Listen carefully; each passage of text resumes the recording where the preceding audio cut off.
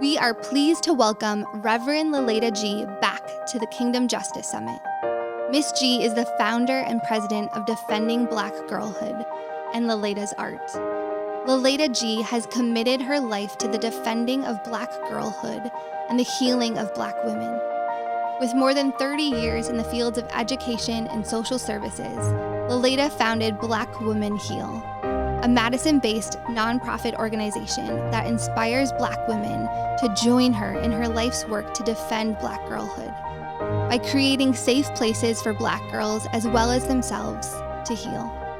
Lilada is a lifelong resident of Madison, Wisconsin, and a proud mother of two awesome adult children, Alexandra and Christian. Please join us in welcoming Reverend Lilada G.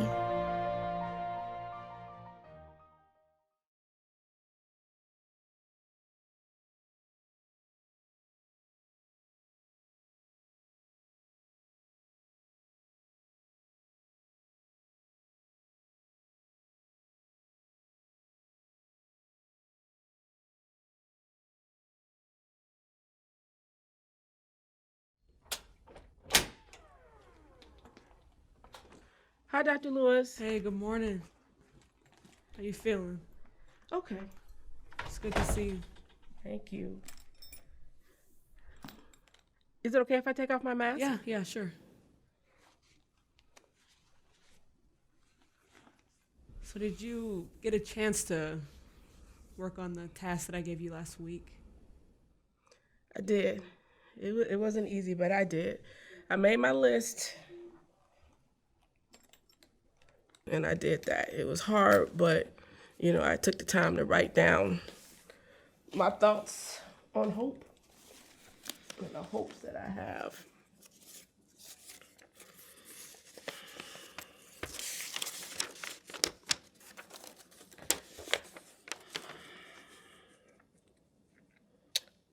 I came up with 7 things.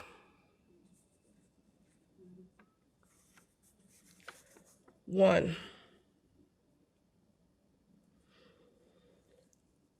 I hope that my son doesn't get shot and killed by the police. I have a Black son, and I always worry about him. Like, the moment he leaves the house until the moment he comes back home, I am in knots. I can't sleep. I feel it in my throat. I feel it in my gut. And I'm worried about him. And it's not like he's out there doing anything, any ruckus. He's just being a young Black man, just trying to live his best life. But I know that he's at risk just from being out there. And I know just a simple thing, like his taillight being out, it becomes a big issue for me.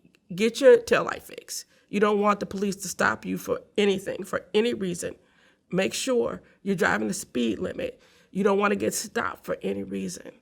And I feel bad because I feel like I'm putting my fears on him.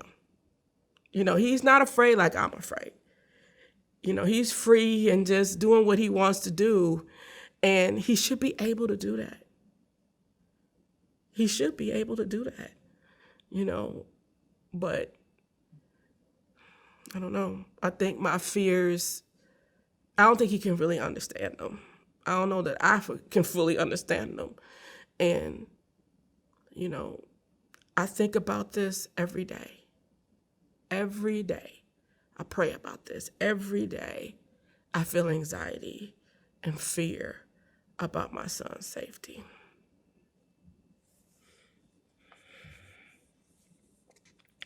2, I hope my daughter doesn't get shot and killed by the police.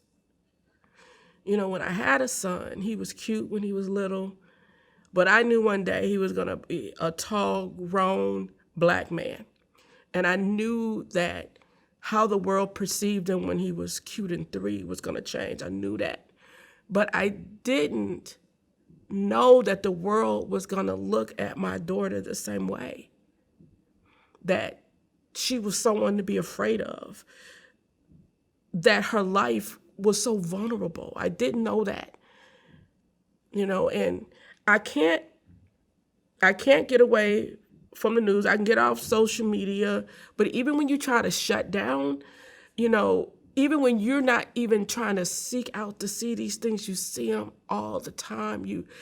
On your timeline, you see all the shootings of unarmed Black men and unarmed Black women, and can't escape it. And when I heard about Breonna Taylor, I just thought, this girl could be my daughter. And as much as we are on alarm with being out and driving while Black, as much as we are on alarm for that, I didn't know that we had to be on alarm for being in our own homes, in our own beds. I didn't know that my daughter could be much at risk in her home, sleeping, that she could be shot and killed, and no one would be to blame. And it wasn't even the right house. 3, I hope that I don't get shot and killed by the police. I grew up without any fear of the police. There was no disdain, there was no anger at the police, just like everybody else. I just thought the police were there to protect you and to serve you. And if you got in trouble, you could call the police and they'd be there for you. And then I heard about Sandra Bland. And I thought, how do you go from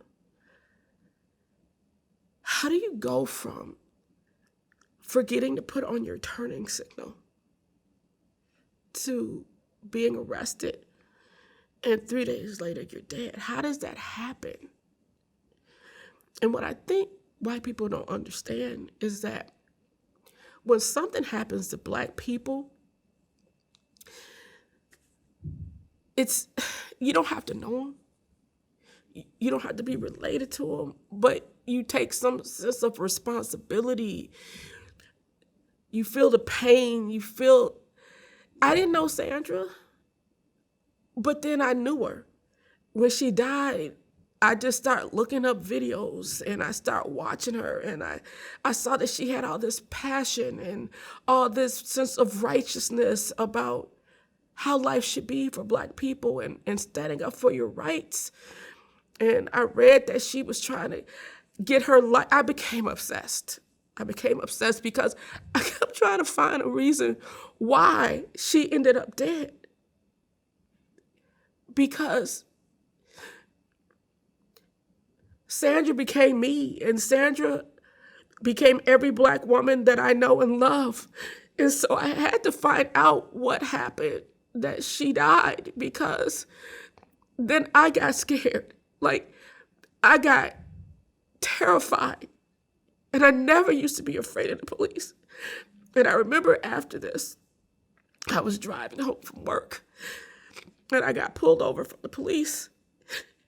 And he said that my license plate was expired. And he asked me for my license, and I told him that my purse was in the back seat. And he asked me, did I want to grab it, or did I want him just to look it up? And I'm just holding on to the steering wheel. I knew not to move. I knew not to reach for anything, because I knew just one movement that it could be my life. And I said, please just look it up, because my purse is in the back seat and I don't want to reach for it.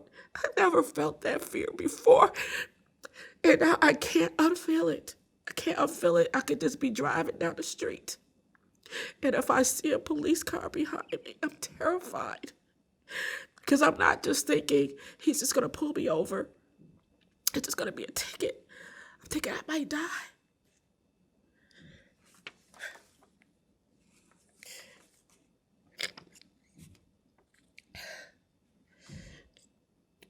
I hope one day I can move through the city of Madison without being on full alert everywhere that I go that I'm a Black woman.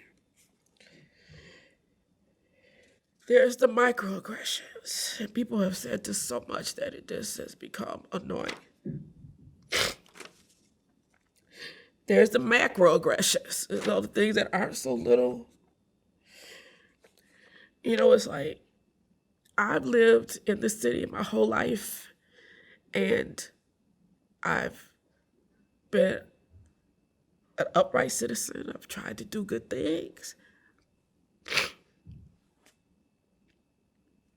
Yet when I go into the store, I'm followed around. And it's hard because you want to think, okay, everything is not racist. Everybody's not following you. Everybody's not trying to hurt you. So I walk around the store and I see this guy following me. I'm like, so I move from the lipstick to the eyeshadow. I move from the eyeshadow to the perfume. Everywhere I go, there he is. Everywhere I go, there he is. And he didn't have on like a pin that say I work for this store, nothing like that. So at first I was like, okay, is this man following me? Then I was like, is this man following me? Like, who is this man following me? And then I realized he was the undercover security guy. Now, what about me looked like I, one, needed to steal some mascara or some lip gloss? Two, that I would. Like, how would my grown looking self look stealing some lip gloss from this little store? You know, I just wanted to go to the store. I just wanted to shop. Like, I wasn't trying to be mad that day. Maybe I was. I wasn't really trying to be mad that day. And then that happened. I'm just like, come on now. Or like, I went out for my birthday. Just hanging out with my girlfriends, and we're out just having a good time, laughing, talking, drinking, eating. And the waitress from the table next to us comes over and tells us, you need to quiet down. Now, we was a little loud, but we was not as loud as her table.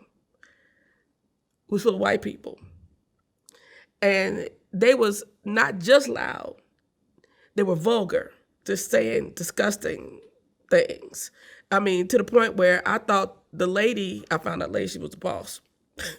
I thought the lady was about to get on the table, start jumping up and dancing. But nobody said into her, like, how is my voice louder? How is my voice a problem? How am I a problem in this space that I came to just to celebrate my birthday?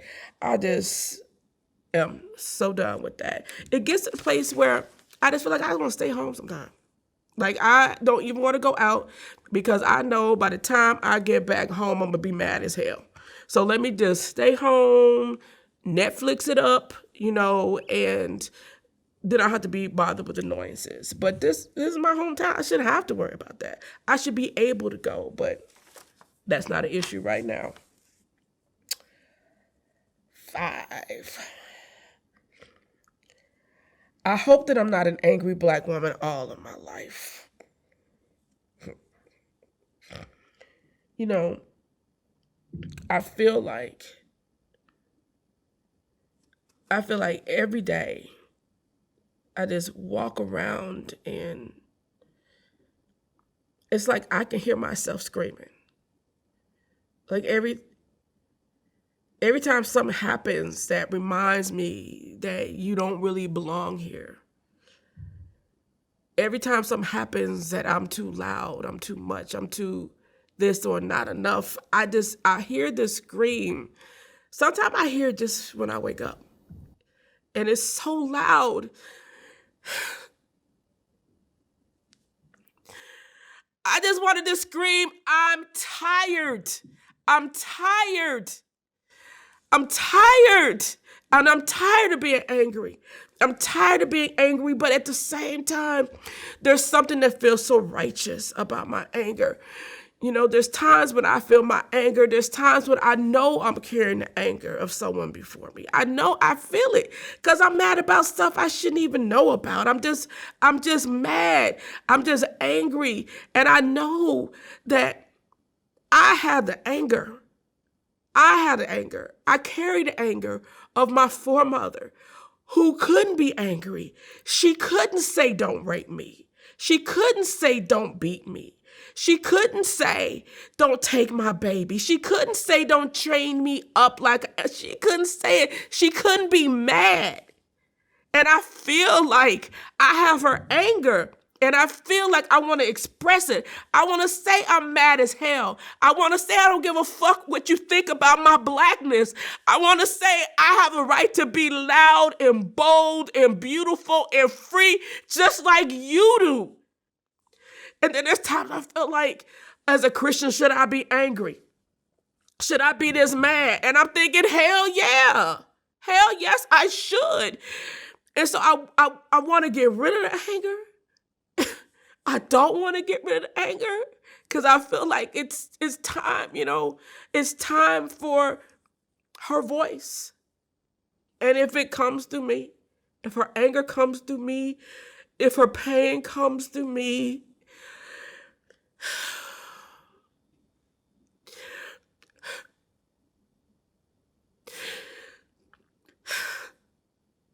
I feel like maybe in some way that heals her. Maybe in some way. Maybe in some way that frees her too. 6,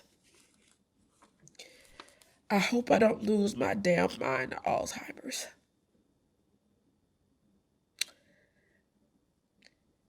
I